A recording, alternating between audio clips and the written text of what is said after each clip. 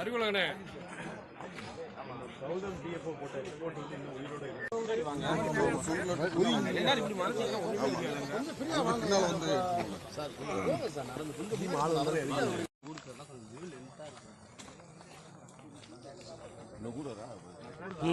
தம்பி மூவ் ஆகுங்க நிக்காதீங்க.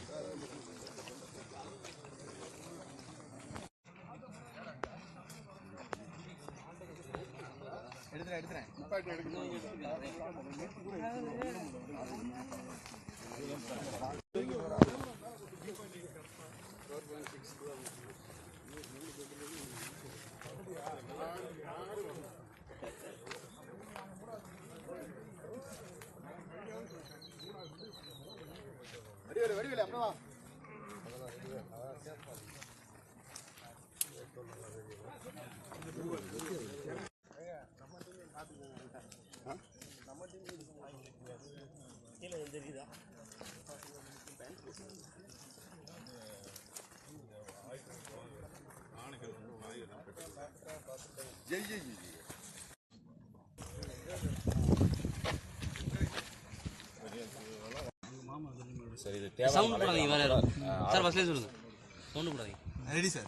தேவார ஆர்எஃபோட டோட்டல் மேப் சார்.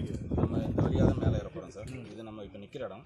இதுலேருந்து டோட்டல் 4.6 கிலோமீட்டர் நம்ம கேரளா பவுண்டரி ரீச் பண்ண போகிறோம். சாக்குளத்து மெட்டி இங்கே தான் ரீச் ஆக போகிறோம் சார். இதில் வனவிலங்குகள் இருக்குது, எல்லா வகையான வனவிலங்குகள் எங்ககிட்ட இருக்குது. நம்ம இப்போ நடந்து போகிறப்போ மினிமம் ஸ்ட்ரென்த்தை நம்ம கூட்டு போனோம்னா யாரும் இடையில தொங்காமல் இருந்தாலும் நம்ம நிம்மதியாக இருக்கலாம். அப்புறம் இடையில வரவங்க பிளாஸ்டிக் எந்த பொருளையும் கழிவு பொருளையும் போடாமல் இருந்தால் பின்னாடி நாளைக்கு நம்ம இதை வந்து க்ளீன் பண்ணுறது கஷ்டமாயிடும். ஒரு நாள் அதை கட்டாயம் அறிவுறுத்தியாச்சு. வனத்துறைக்குள்ள உள்ளே வரப்போ அந்த பிளாஸ்டிக் பொருள் எதையும் நம்ம கீழே ஓட்டுறாமல் ஒன்று மேலே கொண்டு போயிடணும். குப்பை தொட்டி எங்கே மேலே எங்கே இருக்கோ அங்கே பார்த்து போடணும். உங்களால் அந்த பிளாஸ்டிக் கையில் சமந்துட்டு வர முடியும்னா என்கிட்ட கொடுங்க, நான் கூட சமந்துட்டு வரேன்.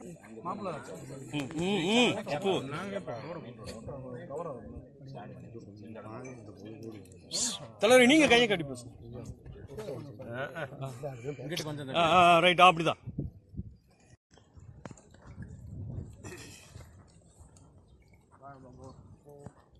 சட்டமன்ற தொகுதிக்கு உட்பட்ட கேரளா செல்லக்கூடிய சாக்குளத்துமேட்டு சாலை ஆய்வு பணியை மேற்கொள்ள வருகை புரிந்திருக்கின்றோம். 2026 சட்டமன்ற தேர்தலில் என்னுடைய தேர்தல் அறிக்கையில கம்பம் சட்டமன்ற தொகுதிக்கு உட்பட்ட இந்த சாக்குளத்துமேட்டு சாலையை நிச்சயமாக தமிழக கேரளா எல்லையை ஒட்டி இருக்கக்கூடிய கேரள மக்கள் பயன்பெறக்கூடிய வகையில நிச்சயமாக அமைத்து கொடுப்பேன் என்று கூறியிருந்தேன்.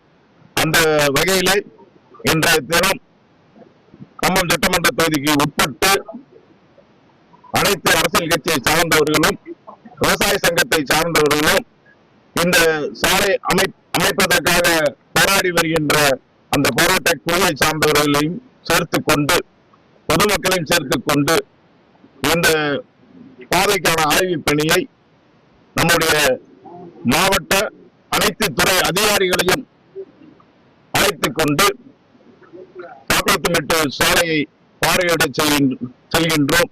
1981 அன்றைய மாண்புமிகு புரட்சித் தலைவர் எம்ஜிஆர் அவர்கள் இந்த சாலை அமைக்க அடிக்கல் நாட்டினார். அதன் பின்பு பல்வேறு சூழ்நிலைகளில் இது அமைக்காமல் போய்விட்டது. இந்த ஆய்வு பணியை மேற்கொண்டு இன்றைய முதல்வர் புரட்சி தலைவராக நமக்கு கிடைத்திருக்கக்கூடிய ஒரு அரிய பொக்கிஷம் நம்முடைய தளபதி ஜோசப் விஜய் அவர்களிடம் சென்று இந்த அறிக்கையை நேரடியாக சமர்ப்பித்து புரட்சி தலைவர் அவர்கள் அடிக்கல் நாட்டிய இந்த சாக்குளத்துமேட்டு சாலையை நம்மளுடைய மக்களின் முதல்வராக இன்று இருக்கக்கூடிய நம்முடைய முதல்வர் ஐயா மாண்புமிகு ஜோசப் விஜய் அவர்கள் நிச்சயமாக இந்த சாலையை இந்த மக்களுக்காக அமைத்து கொடுப்பார் என்பதை இந்த நேரத்தில் தெரிவித்துக் கொள்கிறேன்.